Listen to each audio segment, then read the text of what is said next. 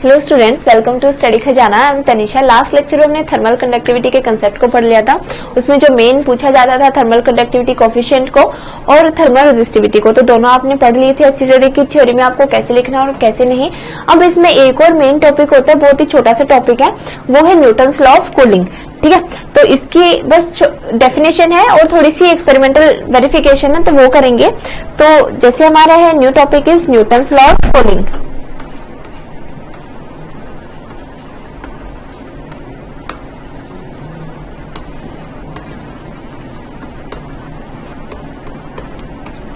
अब देखो बेटा, न्यूटन्स लॉ ऑफ कूलिंग आपको बताया कि न्यूटन्स जो थे उन्होंने हमारे बहुत सारे लॉज दिए थे, मोशन के भी लॉज दिए थे, ग्रेविटेशन के भी लॉ हैं।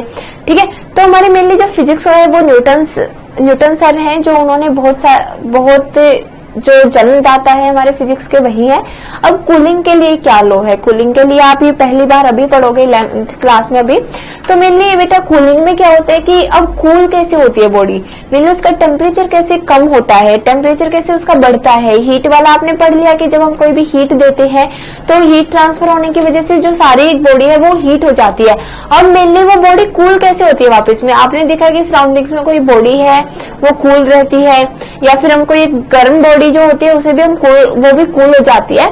तो सबसे पहले बहुत ही बेसिक कंसेप्ट से देखिए, एक चाय का कप है, आप अपनी चाय लेके आते हो कप में और आपने पीने के लिए रखी, तो आप देखोगे कि उसमें पहले बहुत ज्यादा वो गर्म होती है जब आप उसे उबलती हुई चाय लेके आते हैं, पर थोड़ी देर के बाद वो ठंडी हो जाती है। अगर आप 15-20 मिनट नहीं पियेंगे तो वो बिल्कुल ही ठंडी हो जाती है रूम टेम्परेचर पे। तो वो ठंडी होती है, वो किस रेट से ठंडी हो रही है वही हमारा लॉ बताता है, न्यूटन्स लॉ। ठीक है, तो मेनली यही हमारा जो कूल होने का जो पूरा एक प्रोसीजर है, इसे एक लॉ के थ्रू डिफाइन किया गया है कि कैसे कैसे हमारी बॉडी कूल होने लगती है।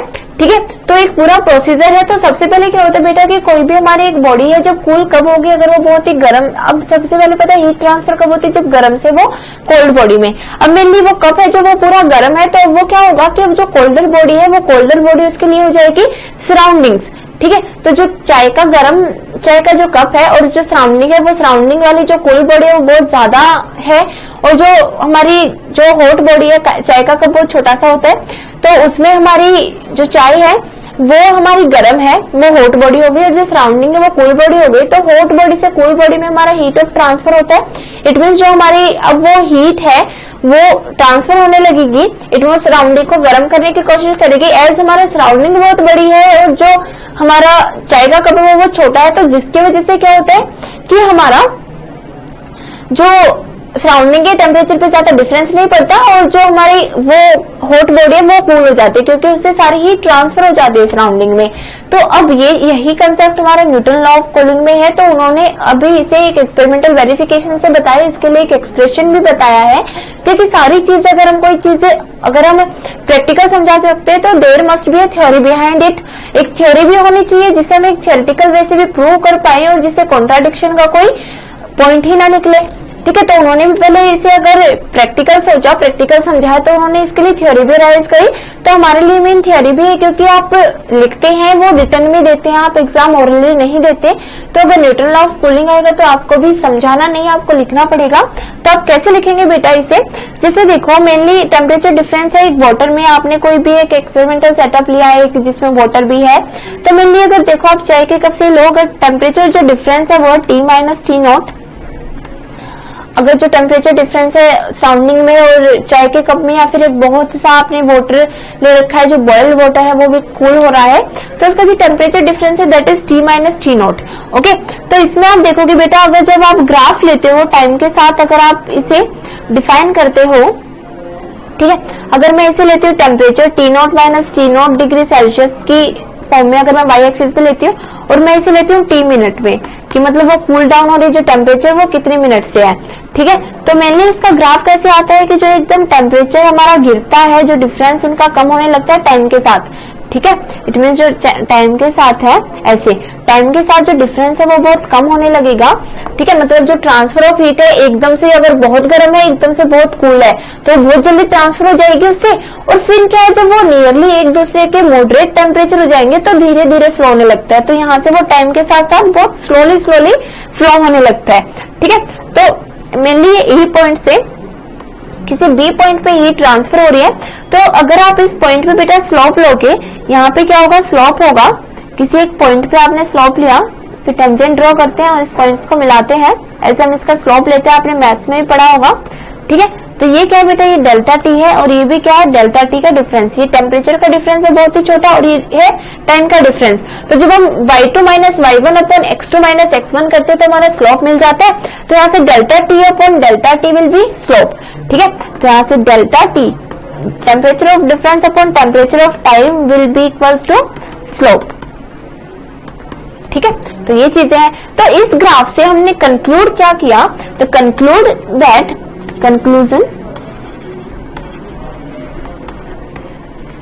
सबसे पहले 2 पॉइंट कंक्लूड किए।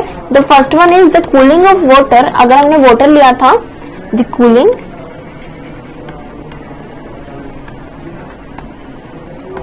Of water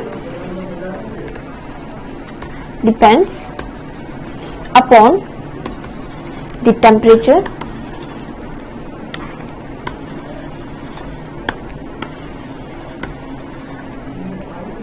and that of the surrounding। Mainly जो कूलिंग है वो डिपेंड करेगी कि जो मेरा मेनली वाटर है उसका क्या टेम्परेचर है और सराउंडिंग का क्या मैटर है, सॉरी टेम्परेचर है, तो इस पे ये डिपेंड करेगी। The second conclusion is the rate of cooling, जिस रेट से वो कूल होगी, ठीक है, the rate of cooling of water, rate क्या होता है बेटा, स्लोप होता है, that is delta T upon small T, मतलब temperature difference upon time difference is equals to slope of curve होता है। जो मेनली रेट है इज हाई इन बिगनिंग, मतलब वही शुरुआत में एकदम से बहुत हीट ट्रांसफर होगी और मॉडरेट टेम्परेचर तक आते आते वो बहुत स्लोली हीट ट्रांसफर होती है, ठीक है। High in beginning and decreases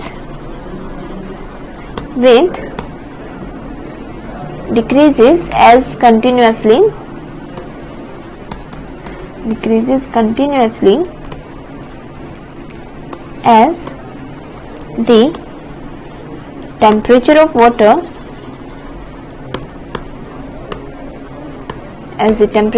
water falls, ठीक है।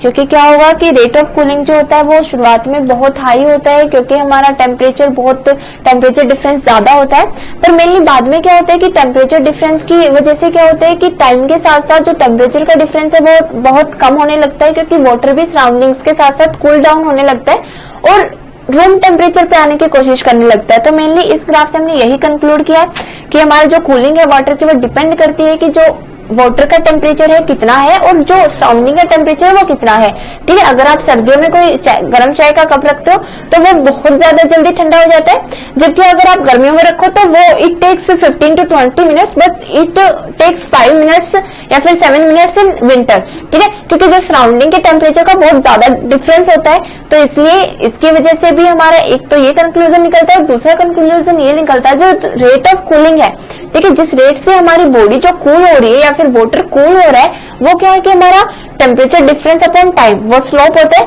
वही हमारा रेट ऑफ कूलिंग है। वो हमारा शुरुआत में तो बहुत हाई होता है, उसके बाद वो डिक्रीज होने लगता है, क्योंकि जो बॉडी है वो भी अब कूल डाउन होने लगती है और सराउंडिंग के टेम्परेचर के साथ इक्वल होने की कोशिश करती है। तो जब सराउंडिंग के टेम्परेचर से इक्वल होने की कोशिश करती है और एक टाइम पे जब वो इक्वल होने ही वाली होती है, कुछ पॉइंट्स का फर्क रहता है, तो उस टाइम पे हमारा स्लोप बहुत गिर जाता है, वो बहुत धीरे धीरे होने लगती है, ठीक है। तो इससे हमने ये कंक्लूड किया। तो मेनली यही से अब हमारा अराइज हुआ था न्यूटन्स लॉ ऑफ कूलिंग। अब देखो बेटा कि क्या होता है, अगर हमारी एक कोई बॉडी है वो हमारे सराउंडिंग के साथ जो हीट का ट्रांसफर होता है वो हीट रेडिएशन के फॉर्म में होता है। अब जो वाटर है वो वाटर भाग नहीं जाएगा सराउंडिंग में निकल के, इट मीन्स वो अपनी पोजीशन चेंज नहीं कर रहा है, विदाउट चेंजिंग हिज पोजीशन वो सिर्फ वाइब्रेट होंगे मॉलिक्यूल्स, जिसकी वजह से जो सराउंडिंग के टेम्परेचर की कूलनेस है वो उनकी हॉटनेस के बीच में आ जाएगी, फिट हो जाएगी, और वो उसके मॉलिक्यूल्स को क्या कर देगी, मॉडरेशन और वाइब्रेशन वाले मॉलिक्यूल्स को स्टेबल कर देगी। और स्टेबल जब होता है जब वो कूल होता है, रूम टेम्परेचर पे स्टेबल होता है वाटर, अगर हीट है तो उसके मॉलिक्यूल्स वाइब्रेंट होते हैं, और कूल्ड है तो उसके मॉलिक्यूल बहुत ज्यादा पैक्ड होते हैं, फ्रीज होते हैं, ठीक है। ये चीजें आपको पता है।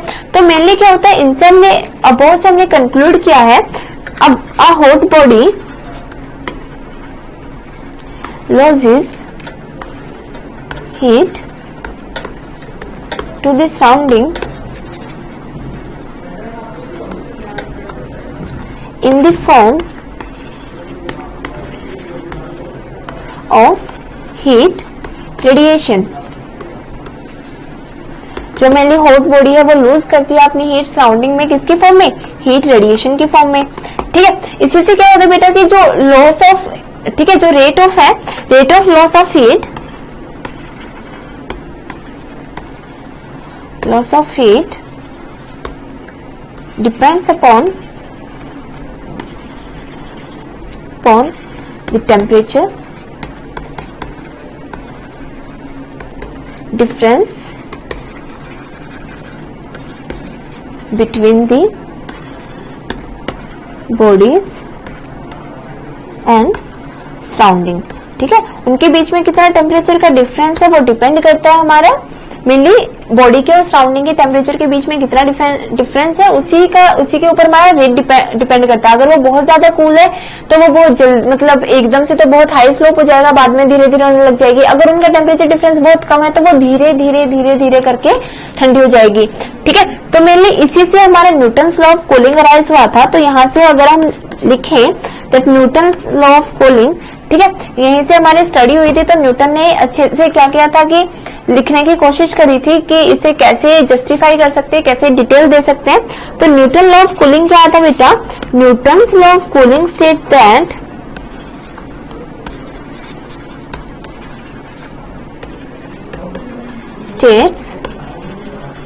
That the rate of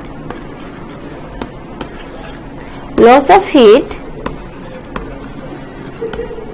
of a body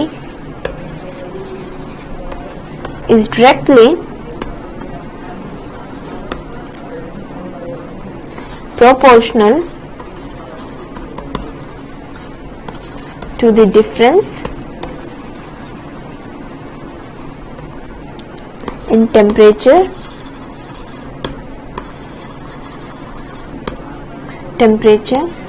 of the body and the temperature। Newton law of cooling states that rate of loss of heat of a body is directly proportional to the difference in the temperature of a body and the temperature of the surrounding। और इसमें एक बात याद रखना बेटा कि providing the temperature difference, it means जो minimum, maximum या मिनिमम टेम्परेचर डिफरेंस होना चाहिए वो कितना होना चाहिए। ये नहीं कि एक बॉडी 100 डिग्री सेल्सियस पे, एक बिल्कुल 0 डिग्री सेल्सियस पे है, तो ऐसे हीट ट्रांसफर होने में थोड़ा, मतलब न्यूटन लॉ ऑफ कूलिंग मतलब मैक्सिमम नॉट मोर देन होता है 40 डिग्री सेल्सियस के लिए। अगर 40 डिग्री सेल्सियस के लिए से ज्यादा अगर हमारा डिफरेंस ज्यादा होता है तो उसमें हमारा न्यूटन लॉ ऑफ कूलिंग नहीं लगता, उसमें rate of change of heat flow अलग होंगे। ठीक है, उसमें थोड़ी अलग से वो वैल्यूज फिट करेगा। तो मेनली हमारा नॉट मोर देन 40 डिग्री तक के लिए होता है। Providing the difference in temperature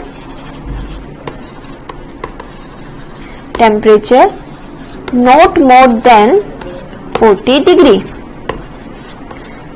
degree Celsius. ठीक है, तो न्यूटन लॉ ऑफ कूलिंग हमारा क्या करता है कि मेनली जो rate of loss of heat होता है वो डिपेंड करता है कि टेम्परेचर ऑफ द बॉडी कितना है and the temperature of the surrounding कितना है, और बोलता है कि जो उन दोनों के बीच का टेम्परेचर डिफरेंस है it must be not more than 40 degree. ठीक है, तो ये 40 डिग्री सेल्सियस तक हो गया। तो इसके लिए अगर हम एक एक्सपेरिमेंट, मतलब एक एक्सप्रेशन सॉल्व करते हैं तो कैसे करेंगे? तो मेनली जो rate of loss of heat है, rate of loss of heat depends upon the first one is the nature of the radiating surface,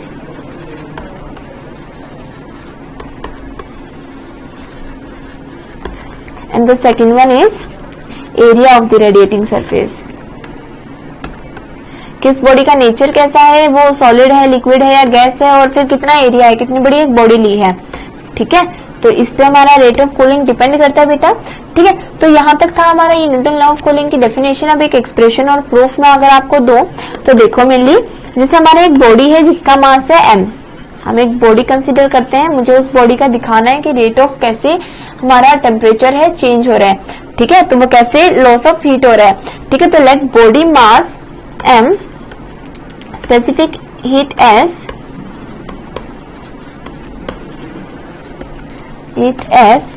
eight temperature T। मैंने किसी एक बॉडी मास की m ली है, स्पेसिफिक हीट s है और temperature अगर मैंने T पे वो केप्ट की है, T be kept at a place, और जो टेम्परेचर है सराउंडिंग का, temperature of surrounding be T naught. जो मेरा सराउंडिंग का टेम्परेचर है वो है T नॉट और उस बॉडी का टेम्परेचर है T टेम्परेचर पे जिस पे मैंने किया है, और बॉडी का जो टेम्परेचर वो ग्रेटर देन T नॉट से है। इट मीन जो बॉडी है वो हॉट है और जो मेरा सराउंडिंग का टेम्परेचर है वो कम है। ठीक है, तो हमारा क्या है कि उसमें क्या होगा, there will be a loss of body, क्योंकि क्या है दोनों के बीच में टेम्परेचर डिफरेंस है।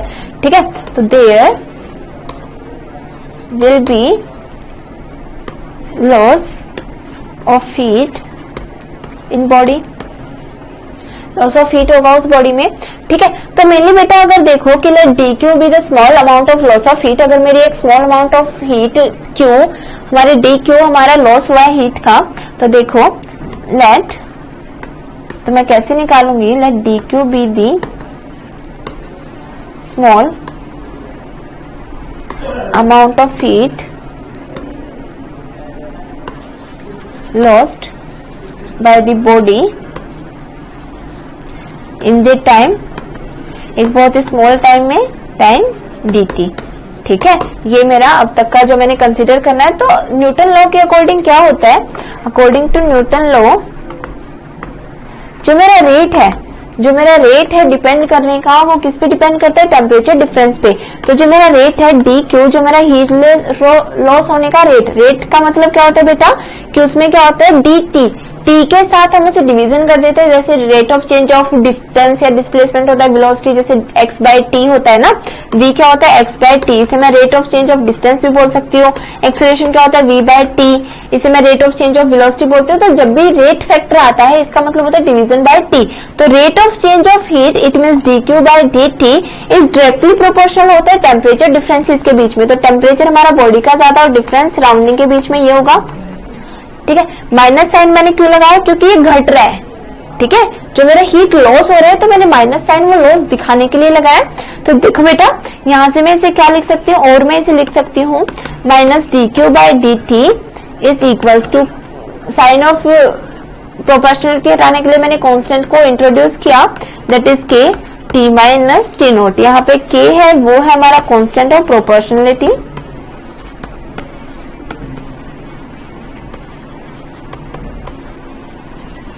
जो के है कांस्टेंट है प्रोपोर्शनलिटी के लिए।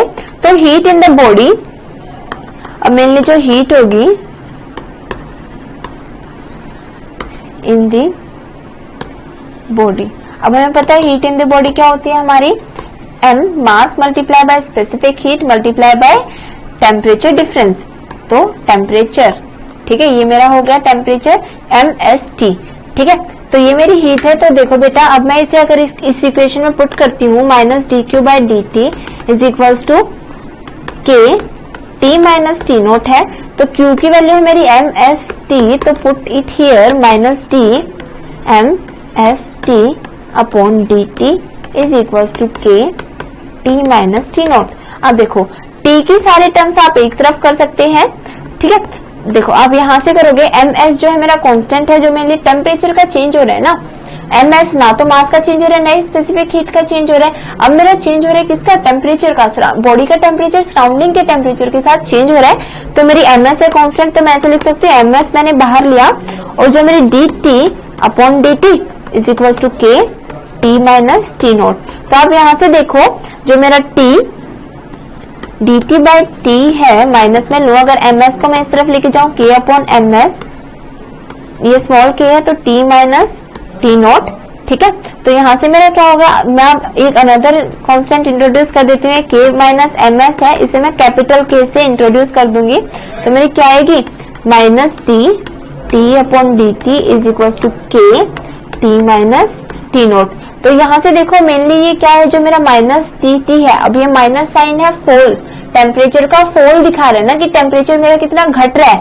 तो जो minus d t upon d T है, ये क्या हो जाएगा बेटा, ये हो जाएगा minus d t upon d T, यहाँ पे हो जाएगा rate of fall of temperature. आप बिल्कुल ऐसे ही करेंगे इसे, क्योंकि ये पूछा जाता है टेम्परेचर ऑफ द बॉडी। ठीक है, कितना हमारा टेम्परेचर बॉडी के साथ फॉल हो रहा है, ये वो है।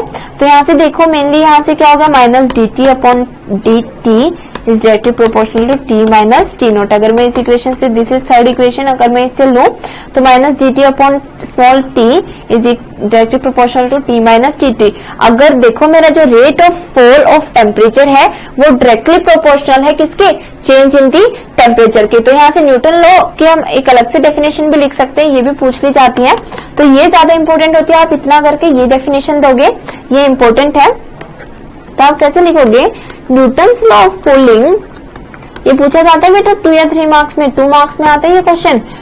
ठीक है, न्यूटन्स लॉ ऑफ कूलिंग, या फिर 1 मार्क में पूछ लिया जाता है। 1 मार्क में अब मैं इसके जो नेक्स्ट लॉ है वो कराऊंगी, वो उनके प्रूफ नहीं है, उनकी सिर्फ डेफिनेशन है। Newton's law of cooling also states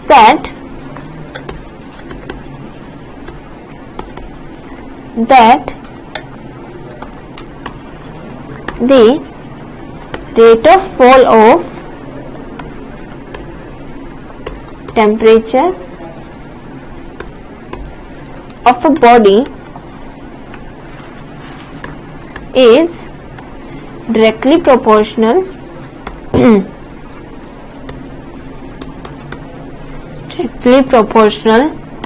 to the difference,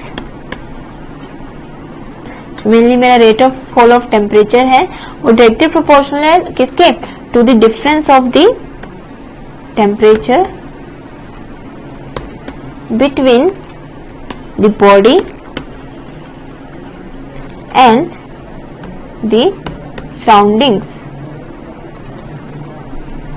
ठीक है, एंड प्रोवाइडिंग द, वही चीज बेटा वो लिखनी जरूरी होती है। ठीक है, ये 1 मार्क, अगर 1 मार्क का ना 2 मार्क का, तो 1 मार्क इस चीज के मिलते हैं। 1 मार्क आप पूरा ये टेम्परेचर डिफरेंस की चीज liखोगे और 1 मार्क इस चीज के लिए, प्रोवाइडिंग के लिए। जब मैं आपको मार्किंग स्कीम्स बताऊंगी ना तो तब आपको पता लगेगा। ठीक है, तो providing the temperature difference is not more than 40 degree Celsius. ठीक है, उसका जो टेम्परेचर डिफरेंस है वो 40 डिग्री सेल्सियस से ज्यादा नहीं होना चाहिए। अगर मैं इसमें लूं, जैसे थर्ड इक्वेशन है d minus d t upon d t was equals to k d t, sorry k T minus t naught. तो अगर मैं इसे एडजस्ट करती हूँ तो देखो यहाँ से मैं इसे ऐसे भी लिख सकती हूँ कि जो डी टी है, मैं डी टी वाले टर्म्स अगर नीचे ले आऊं, ठीक है, तो डी टी वाले टर्म्स अगर देखो मैं टी माइनस टी नॉट नीचे लेके आया और माइनस मैंने उस तरफ किया तो के डी टी। ठीक है, अगर मैं इसको इंटीग्रेट करूंगी, ये टी के टर्म्स में है टी माइनस टी नॉट, तो ये देखो बेटा ऐसे होता है ना कि 1 अपॉन एक्स अगर मैं इंटीग्रेट करती हूँ डी एक्स के टर्म में, वो क्या हो जाता है लॉग ऑफ ई एक्स। ठीक है, तो ये डी टी है और 1 upon T minus t not के साथ, तो ये क्या वैल्यू आ जाएगी, if I integrate this, integrate